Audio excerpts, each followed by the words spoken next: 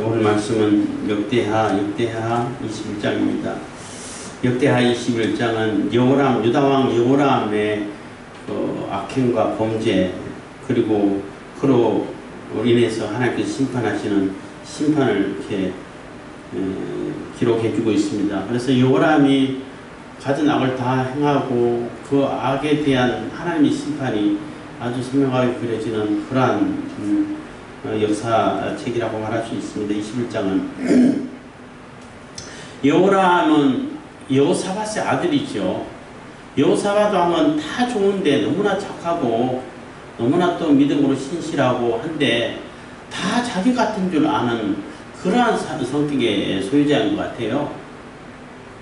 내가 이렇게 열심히 이렇게 잘 하나님 섬기고 하나님 믿음대로 살고 또 실수하면 또 선지자들이 지적하면 또 회개하고 돌이켜서 하나님 말씀을 바로잡아가고 하나님 말씀을 또 교육하고 또 재판도 사업 체계도 잘 정비해서 재판이 잘 이루어질 수 있도록 하고, 그러면 하나님 말씀 언제 퍼져와서 모든 사람들이 다 나처럼 이렇게 하나님 말씀을 섬길 것이다, 이렇게 생각하는 성격의 소유자인 것 같아요.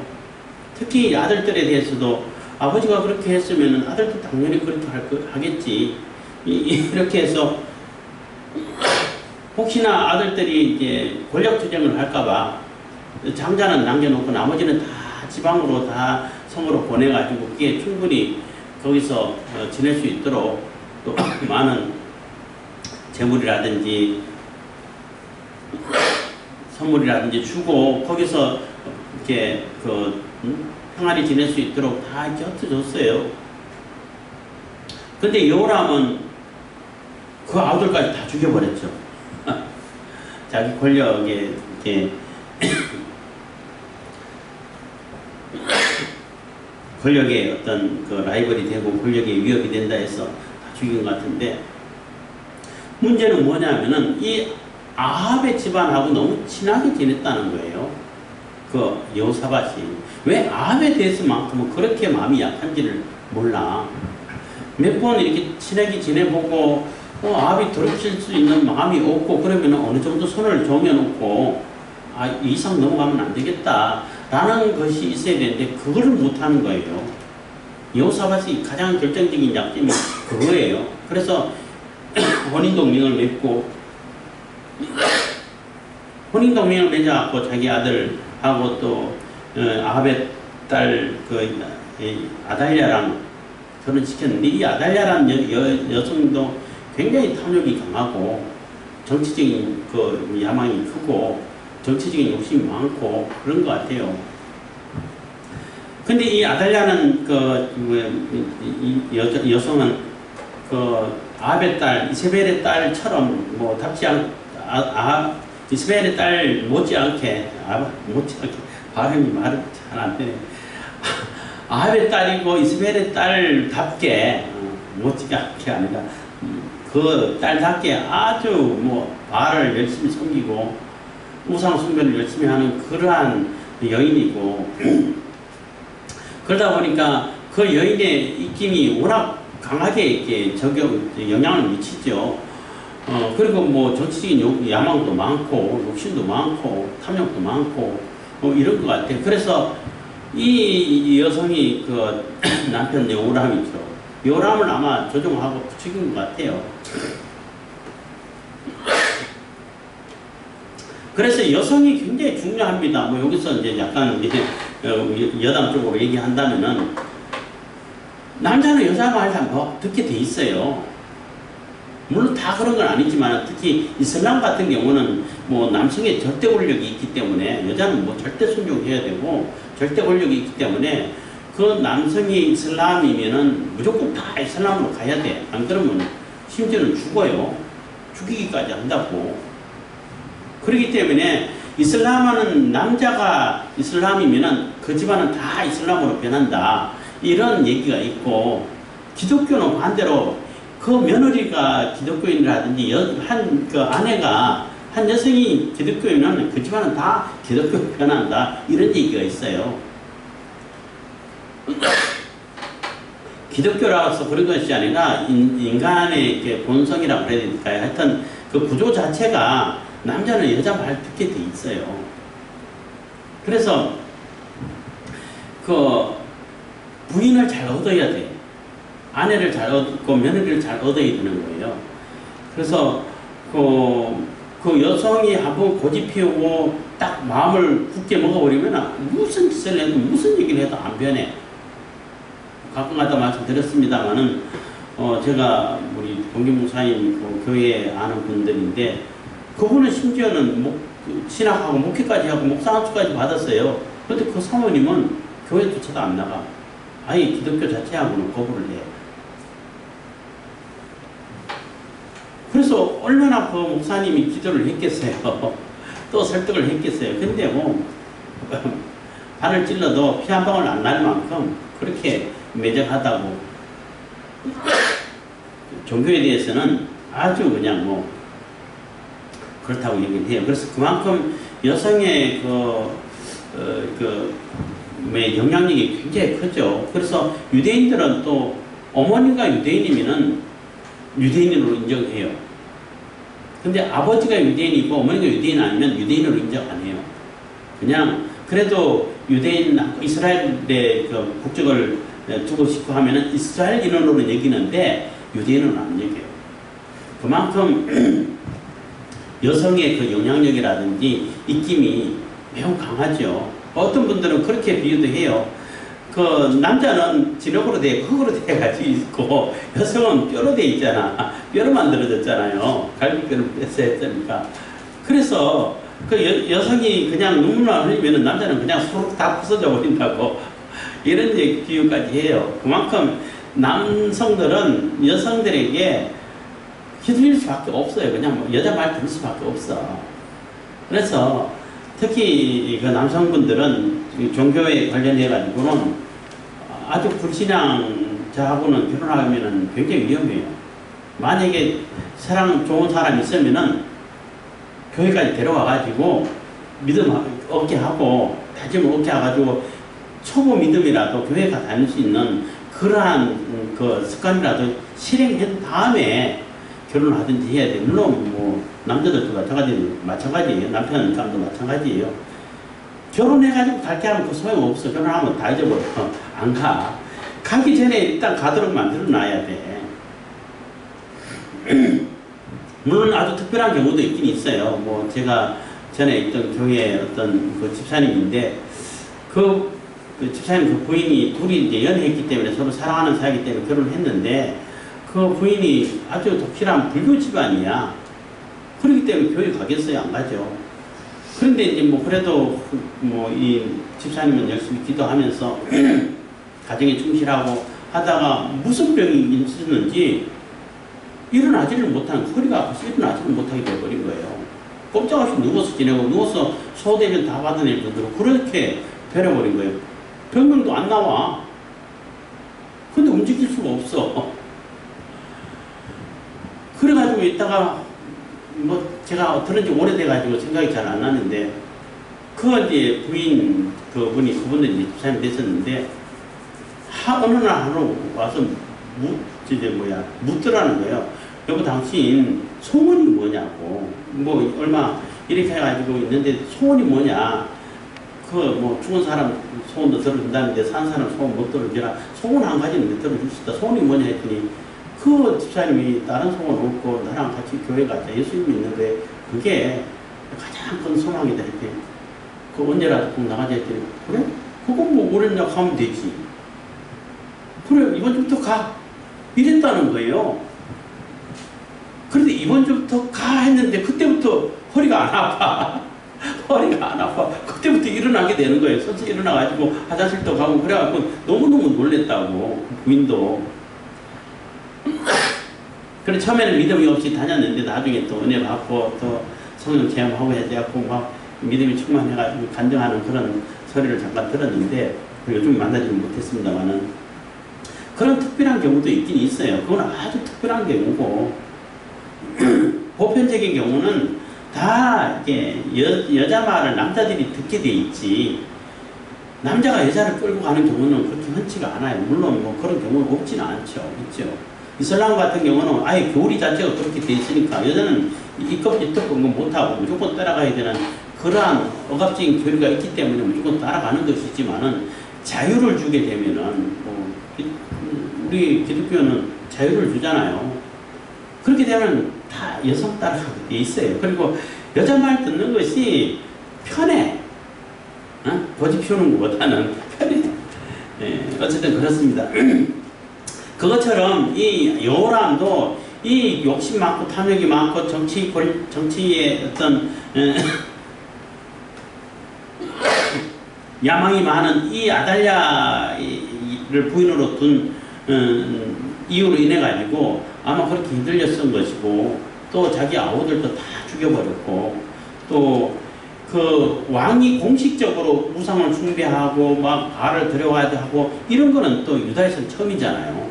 그동안 그래도 개인적으로는 뭐 그런 우상에 빠지기도 했지만은 왕이 공식적으로 해가지고 아예 그냥 나라에 다 이 뭐 바알을 섬기고 우상 섬기도록 이렇게 한 것은 처음이란 말이에요. 그러면 그 유다 백성들도 굉장히 충격을 받고 주가 아닌데 하고 굉장히 많이 상처를 많이 얻었을 거예요. 물론 바알 섬기는 사람들이 얼큰이 하고 잘했겠지만, 그래서 그 왕을 인정도 안 하고 죽었을 때 분양도 안 하고 이런 아끼는 자도 없이 죽게 되는 이러한 그 일대기를 얘기해주고 있습니다. 그래서 이 요람이 그렇게 하나님을 배반하고 우상숭배에 빠져가지고 또 그 아우들도 다 죽이고 그 말도 못하는, 말로 다 할 수 없는 그런 악을 저질렀기 때문에 주변에 있는 나라들이 다 독립해서 가고, 심지어는 도시국가가 반란해도 그걸 막을 힘이 없고, 그러다 보니까 성읍에서 반란해도 못 막네? 그러면 우리 쳐들어가도 되겠네? 해가지고 쳐들어가가지고 그 아들들 다 죽여버리고 다 탈취해가고, 그러고 나서 자기는 완전히 병들어서 창자를 뭐 탈장인지 뭐 정확하게 병은 모르지만 탈장이 나가지고 시름시름 앓다가 2년 동안 얼마나 고생하고 아팠겠어요. 창자가 둘둘 다 새 나오는 병 걸렸는데. 그래서 하나님의 심판이 얼마나 무섭다는 것을 이렇게 기록해주고 있는 것입니다. 그래서 바벨론 포로에서 기환한 이 1차 독자들, 다시 재건해가야 할 그러한 유대 백성들에게 하나님을 배반하고 하나님의 뜻을 거역해서 하나님 심판이 얼마나 무섭다는 것을 이렇게 기록해주고 있는 것입니다. 21장 1절입니다. 여호사밧이 그 10조와 함께 자매 그 10조와 함께 다윗성에 장사되고 그 아들 여호람이 대신하여 왕이 되니라. 여호사밧의 아들 여호람의 아우 아사랴와 여기엘과 스가랴와 아사랴와 미가엘과 스바다는 다 유다 왕 여호사밧의 아들이다. 그 부친이 저희에게는 은금과 보물과 유다 견고한 성읍들을 선물로 후히 주었고 여호람은 장자인고로 왕위를 주었더니, 그래서 그 각 성읍의 견고한 성에 다 자기 자식들을 보내가지고 흩어놨어요.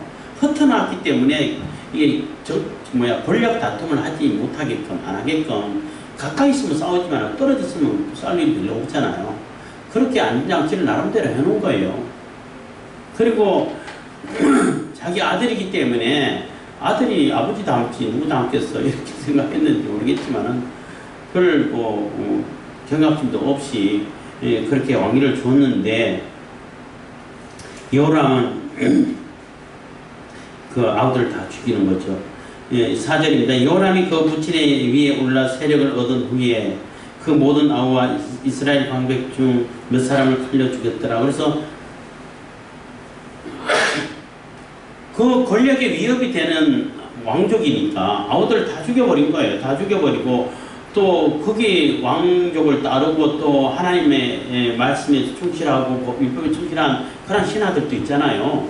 왕이여 이러시면 안 됩니다 라고 했는 신하들 분명히 있을 거예요. 그 사람들까지 다 죽였다는 얘기예요. 그리고 우상 숭배하고 자꾸 하나님 말씀 벗으라고 하니까 그리고 그 성격은 뭐 좋았겠어요? 그 행실은 좋지 않았겠죠. 그렇게 하다 보니까 백성들이 누구를 따르냐 하면 왕자들을 따르겠죠. 그렇잖아요. 저거 인정 못해.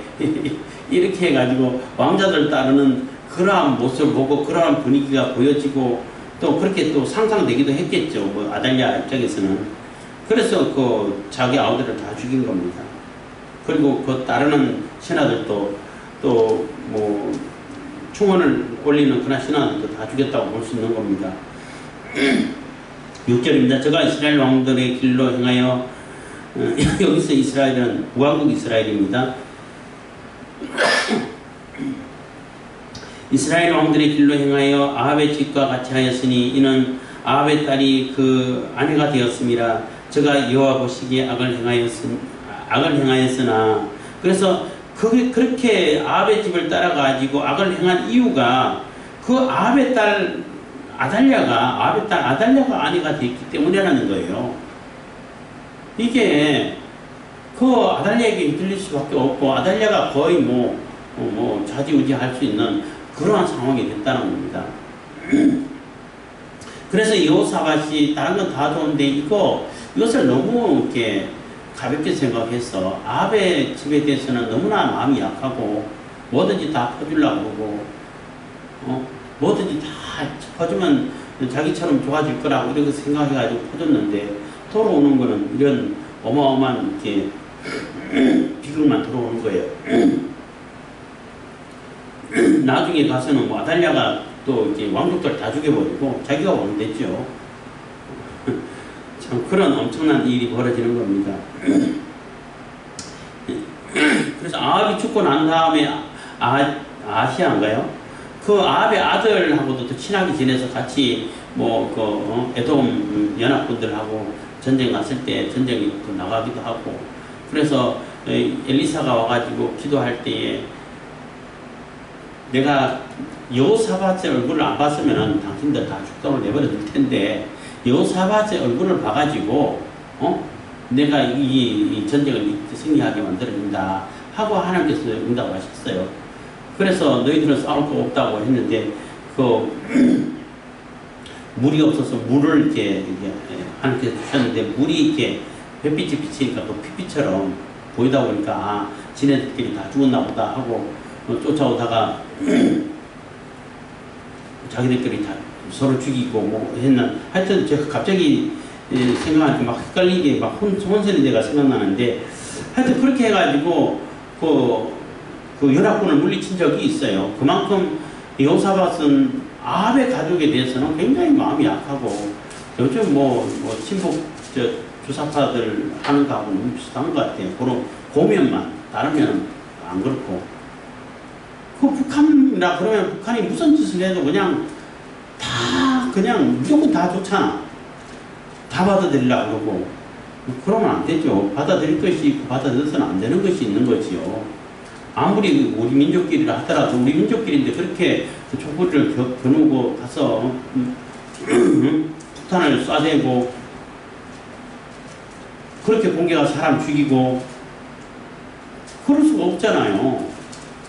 그래서 아무리 우리 민족이라 할지라도 촛불을 겨누고 죽이려고 하면은 적인 거예요. 적이기 때문에 대응을 해야 돼요. 거기서 대응을 하지 않고 뭐냐 하면은 그게 되겠어요? 안 되죠.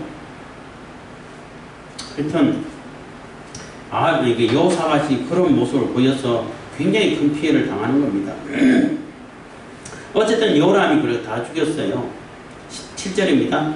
여호와께서 다윗의 집을 멸하기를 즐겨하지 아니하셨으면 이전에 다윗과 더불어 언약을 세우시고 또 다윗과 그 자손에게 항상 등불을 주겠다고 허하셨습니다라. 그래서 그렇게 하나님을 배반하고 악한 일을 했지만은 하나님께서는 다윗의 왕조를 끊어버리겠다고 약속하지 않으셨기 때문에 계속 등불을 주겠다.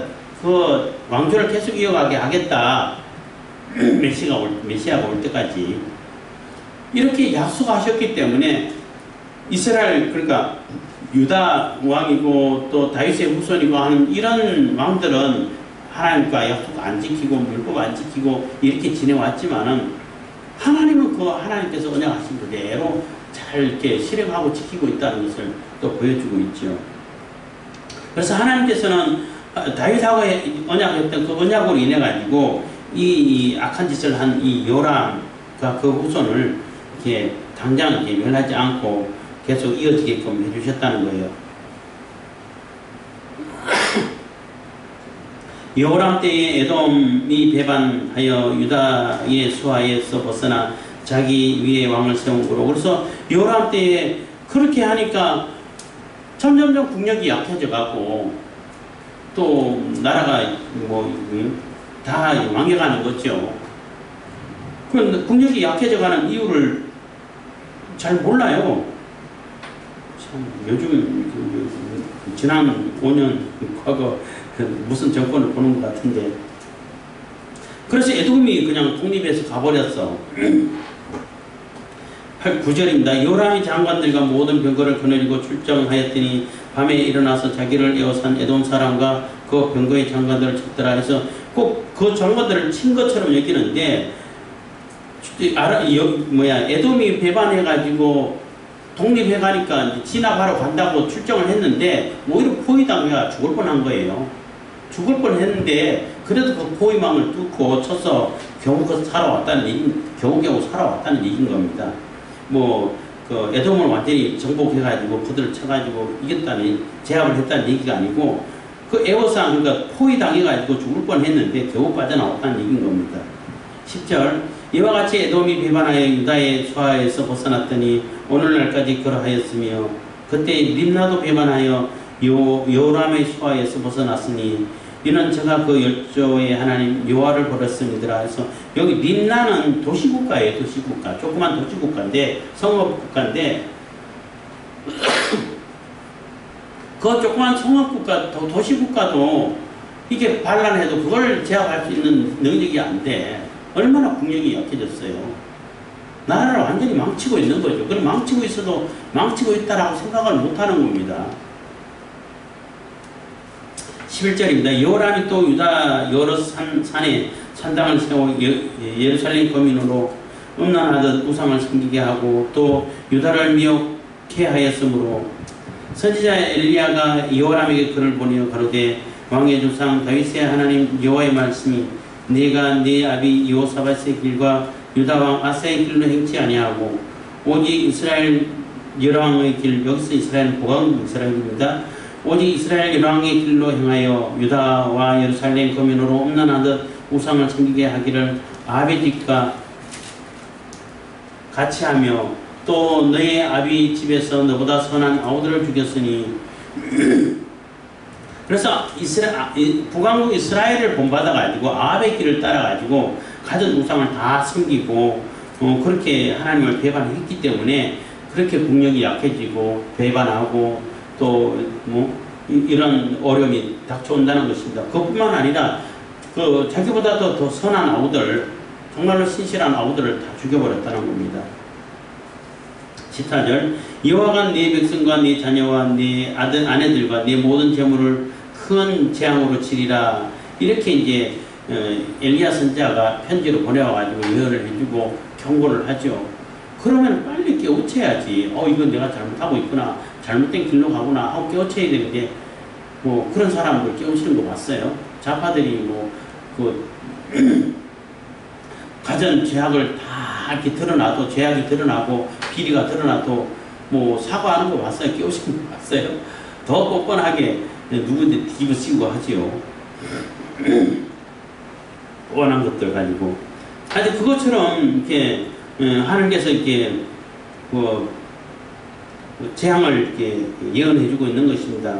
엘리야 선지자를 통해 가지고 15절 또 너는 창자의 중병이 들고 그 병이 날로 중하여 창자가 빠져나오리라 하셨다 하였더라. 그래서 이러한 그 경고를 받았음에도 요람은 전혀 변함이 없고 회개하지 않고 바뀌지 않고 그대로 자기 하던 대로 했다는 것입니다. 16절 여호와께서 블레셋 사람과 부스에서 가까운 아라비아 사람의 마음을 격동시키사 요람을 치게 하셨으므로. 그래서 그 림나라는 조그만 성읍 독립국가가 도시국가라고 말할 수 있는데 그 도시국가가 뭐 배반을 하고 그들을 대항해가지고 시위를 하고 또 해도 그것조차도 제압할 수 있는 힘이 안 되는데 다른 나라들이 그 침을 흘리지 않겠어요? 그런 거 보다 보니까 이 구스, 그러니까 구스라 그러면은 그 이집트 그 위에 있는 이집트 한 족속이라고 말할 수 있는데 이집트의 한 부분이고 아라비아, 사우디아라비아 뭐 얘기하는데 그쪽에 있는 그 부족들이 와가지고 저거 되게 힘없네 하고 쳐들어온 거예요. 그래서 쳐들어와가지고 17절 그 무리가 올라와서 유다를 침노하여 왕궁의 모든 재물과 그 아들들과 아내들을 탈취하였으므로 말제의 아들 여호아스 외에는 한 아들도 남지 아니하였더라 해서 그 왕비들은 아마 몇 명 잡아갔을지는 모르겠는데 아들들은 다 죽였어요. 22장에 보면은 다 죽였다고 나와 있어요. 모든 형을 죽였다고. 그래서 아들들 다 죽이고 아마 왕비들도 다 죽고 뭐 끌려간 사람들이 있을지 모르겠지만 이러한 엄청난 비극을 보고 참변을 당하면서도 회개하는 일이 없어요. 돌이키질 않아요. 18절 이 모든 일 후에 여호와께서 여호람을 치사 능히 고치지 못할 병이 그 창자에 들게 하셨으므로 그래서 고치지 않고 그래도 회개하지 않으니까 지금 엘리야 선지자가 이렇게 예언한 대로 그대로 이루어지고 있잖아요. 그러면은 빨리 정신 차리고 이제 그대로 이루어진다. 큰일 났다. 나한테도 어마어마한 이렇게 환란이 닥쳐오겠구나. 이렇게 해서 빨리 돌이켜서 회개할 생각을 해야 되는데 그런 생각은 절대 못하지요. 요즘 좌파들 빨갱이라고 말해야 되나요? 하여튼 그런 사람들 보는 것 같습니다. 그렇게 안 하니까 결국은 예언한 대로 창자의 중병이 들었어요. 탈장이 일어나고 한데 아마 고통이 많이 심했을 것 같아요. 19절 여러 날 후 2년 만에 그 창자가 그 병으로 인하여 빠져나오며 그래서 계속 시름시름 앓고 구멍이 자꾸 나고 피와 고름이 줄줄 나고 해서 결국은 창자가 조금 보이더니 점점점 구멍이 커져서 주르륵 새나와 버렸다는 얘기죠. 살 수 있겠어요? 그러면은 그동안 그 고통은 얼마나 고통이 심했고 그 병을 얼마나 고통하지 않았겠냐고. 그게 하나님의 심판이라는 겁니다. 여러 날 후 2년 만에 그 창자가 그 병으로 인하여 빠져나오며 저가 그 심한 병으로 죽으니 백성이 그 열조에게 분양한 것 같이 저에게 분양하지 아니하였으며 그래서 백성들도 그 왕을 왕으로 인정 안 해요. 분양도 안 해. 슬퍼하지도 안 해. 다른 여호사밧이라든지 하면은 슬퍼하고 분양하고 같이 그 예를 다해가지고 장례를 치르고 했는데 이 여호람은 별로 관심도 없고 그냥 대강 해가지고 장례를 치른 것 같아요. 20절 여호람이 32세에 즉위하고 예루살렘에서 8년을 치리하다가 아끼는 자 없이 세상을 떠났으며 무리가 저를 다윗 성에 장사하였으나 열왕의 묘실에는 두지 아니하였더라. 그래서 열왕의 묘실에도 장사를 안 해버렸어. 왕이라고 인정 안 하겠다는 얘기죠. 그러니까 얼마나 비참해지냐는 겁니다.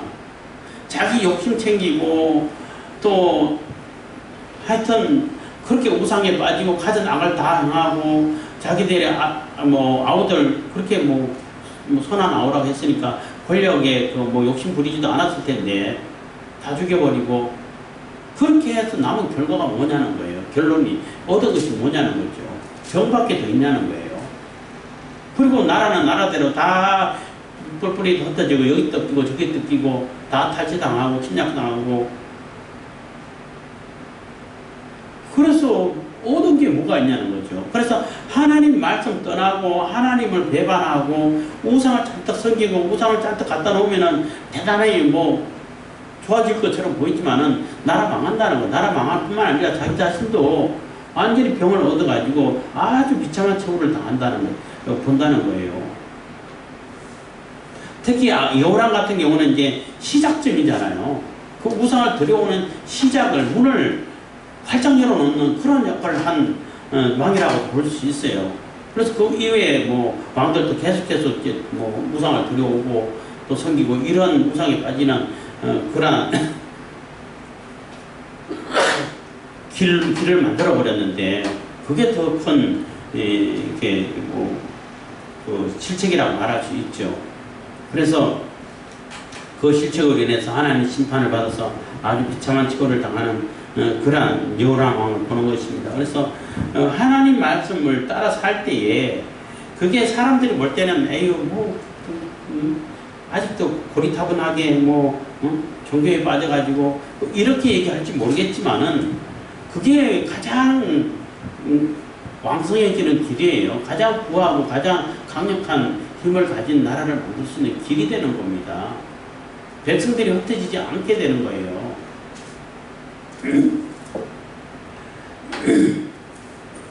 그래서 우리가 결코 하나님을 배반해가지고는 아무것도 이룰 수 있는 것이 없고 오히려 있는 것까지 다 잃어버리고 뺏긴다는 것을 기억하시면서 우리가 하루하루 살기를 바라고 이 마지막 때를 사는 이 시점에서도 하나님 말씀 중심으로 살아야만이 우리가 온전한 삶을 살 수 있게 된다는 것입니다. 그래서 하나님 말씀 창조 질서를 배반하고 위반하는 것이 그게 개혁이고 그게 뭐 깨어난 시민처럼 이렇게 분위기를 자꾸 잡아가는데 절대 그렇지 않다는 거예요. 그거 망하는 길이에요. 그래서 하나님을 절대 배반하지 않고 하나님 말씀대로 살아서 하나님께 주신 그러한 은혜와 복을 받고 살아야지 왜 하나님이 심판을 받고 살려고 하느냐는 겁니다. 그래서 심판을 스스로 자초하지 않는 그러한 우리들이 다 되어서 주님께서 기뻐하시는 삶을 살 수 있기를 바라겠습니다. 기도하겠습니다. 사랑해 주님 감사합니다. 이 시간에도 내가